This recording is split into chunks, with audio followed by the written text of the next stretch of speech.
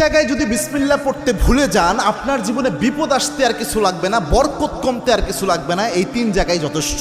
খুব মারাত্মক একটা বিষয়। বিসমিল্লাহ তো মোটামুটি সব ভালো কাজের শুরুতেই পড়া হয়, তবে সব জায়গায় ভুলে গেলেও এই 3 জায়গায় মিনিমাম ভুলা উচিত নয়। তার মধ্যে 1 নাম্বার যেটা, এটা আমি সবচেয়ে গুরুত্বপূর্ণ মনে করি, সেটা হচ্ছে বর্তমান পরিস্থিতিতে এটা হচ্ছে আপনার বাথরুমে প্রবেশের শুরুতে বিসমিল্লাহ পড়া। অনেকে বলতে পারেন, হুজুর বাথরুমে ঢুকবেন আবার বিসমিল্লাহ কিভাবে? বাথরুমের শুরুতে তো আমরা আল্লাহুম্মা ইন্নী আউযু বিকা মিনাল খুবসি ওয়াল খাবাইস পড়ি, এটা না আমরা পড়ি। হ্যাঁ, এটার ব্যাপারে আল্লাহর হাবিব সাল্লাল্লাহু আলাইহি ওয়াসাল্লাম জানিয়েছেন।